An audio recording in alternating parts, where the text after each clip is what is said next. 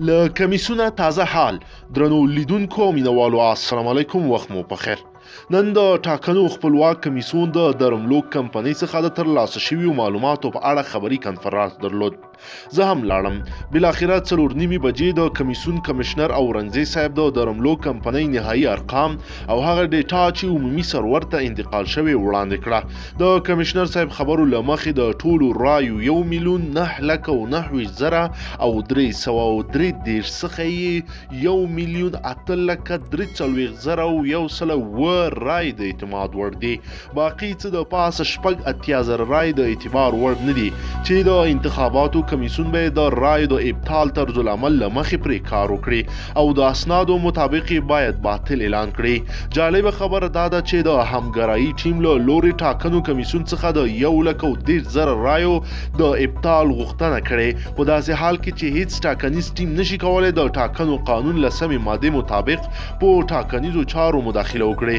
درملوک کمپنۍ د ټاکنو کمیسیون ته په خپل راپور کې ذکر کړي چې څه د پاسه 1,10,000 رای د مختلفو محلونو څخه په داسې حال کې راغلي چې لومړی د ټاکنو په ورځ بایومټریک دستګاه روښانه شوې او کارمندانو ته یې تش ریزلټ شیټ سرور ته لیږلی. بیا چې کله د ټاکنو پروسس پیل شوی د ټاکنو کمیسیون کارمندان د همدې محلونو احتیاطي بایومټریک دستګاهګانو څخه کار اخیستی او د ورځې پای کې ډک ریزلټ شیټونه د عیني محلونو څخه سرور ته انتقال کړي. درملوک کمپنۍ لیکي چې دویم ځل راغلي ریزلټ شپېتو شفافیت له اړخه هیڅ ستونزه نه لري او ډیټا یې سرور ته انتقال شوه. نوموړې کمپنۍ ټاکنو کمیسیون ته د پورته مسلې په باب داسې لیکي: خبره بیخي روښانه ده. همګرایانو د تقلب سره 1,06,000 رای وړي دي. بایومټریک شوي رای د رایو ارقام تر 6,00,000 راښکته کوي او 50 جمع یو رای پورته کول ورته اوس یوازې یو خیال پاتې.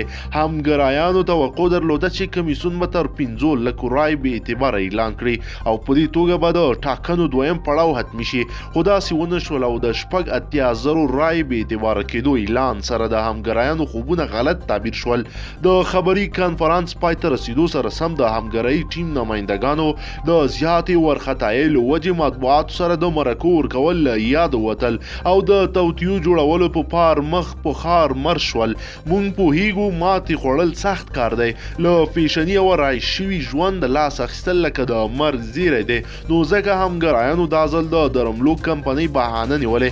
دا 4مه توطیه شوه چې همګرایانو پرې لار واچوه. لومړی د ملي امنیتي ځواکونو د CRU بدنامولو پسې راواخیسته چې چای چې ورته د غلاګانو ماشینونه تباه کړي. بیا یې د بایومټریک دستګاهګانو د اتاق قلف ماتولو ډنډوره وغږوله چې د درملوک شرکت له لورې په دستګاهګانو کې د هیڅ رنګه مداخلې صورت نه نیول. جواب یې په خولو کې لاړې ور وچې کړې. بیا یې د دارالانشا رئیس او معاون پسې راواخیسته. کله یې چې هیڅ سند ونه مونده نو تش لاس پات شول او اوس یې دا د رایو ابطال پسې راخیستې او د کمیسیون په چارو کې بربنډه مداخله کوي. مطلب دا چې همګرایانو ته نور نه بهانې چانس ورپاتې او نه جانکیري، نور د بهرنیو چار وزیر پاتې چې همګرایانو وژغوري او داسې غالمغالي جوړ کړی لکه د خپلې حلالې چاقوی چې اوبو کې لیدلی وي.